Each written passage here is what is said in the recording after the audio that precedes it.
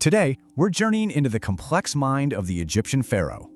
To even start, you have to forget everything you think you know about power. See, the pharaoh wasn't some guy who just represented the gods. No. In their world, the pharaoh was a living god walking on earth.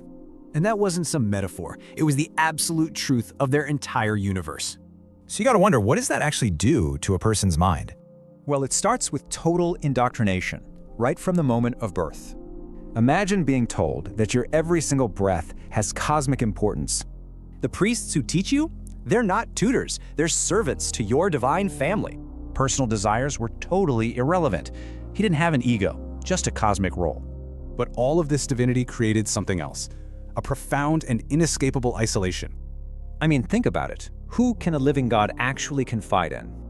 He's surrounded by everyone, yet has no true peers. He is utterly alone. And for him, showing weakness wasn't just a personal failing.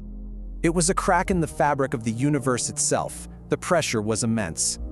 This is the core of the pharaoh's paradox, a human mind trapped inside a god. Because he still felt everything we do: love, rage, grief, all of it. But he was forced to process it all through the perfect filter of divinity. So a simple personal insult? To him, it's blasphemy. A family rivalry is a cosmic war. You see, the pharaoh's greatest battle wasn't fought with chariots or armies. No, it was fought inside the silent, gilded cage of his own mind. Well, for the ancient Egyptian pharaoh, this wasn't some hypothetical. It was their actual daily reality. You see, the pharaoh wasn't just a king. They were seen as a god with a job. And their one all-consuming task? Maintain cosmic order and push back the forces of chaos. Simple, right? So what did this cosmic struggle actually look like? Well, it all came down to two opposing forces. On one side of the ledger was Ma'at, the force that held everything together. And on the other, Isfet, chaos, injustice, decay. The pharaoh's job was to make sure Ma'at won, always. Okay, so how in the world did one person manage such a monumental task? Let's get into it. Think of the pharaoh as a cosmic engineer, performing daily maintenance on the universe's machinery. This meant endless rituals, acting as the only link to the gods, a 24/7 cosmic performance. And this performance had to be flawless. One tiny misstep could mean cosmic disaster. The pressure was insane. So how'd you know if they were doing a good job? Well, the state of Egypt was their report card. If Ma'at was winning, if the pharaoh was succeeding, the results were obvious and positive. The Nile flooded just right. Harvests were huge. The nation was at peace. It was a direct reflection. But when chaos started creeping in, every single disaster was seen as the pharaoh's personal failure. A bad flood meant famine.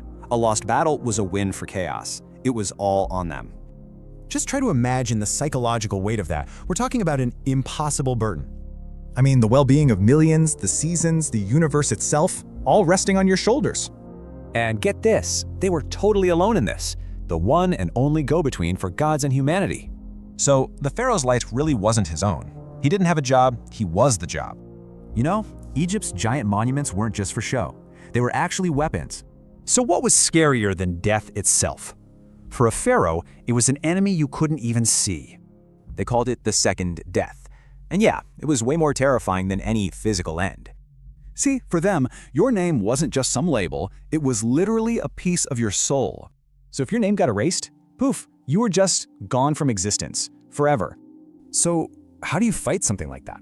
Well, the pharaoh's solution was to go big, really big. Their strategy was kind of brilliant. Build huge, carve their name everywhere, and use stone to last forever. And this wasn't about ego. Every single carving was like an anchor for their soul. But here's the twist. What if those same weapons could be turned against you? This led to something called damnatio memoriae, a systematic campaign to erase a person from history.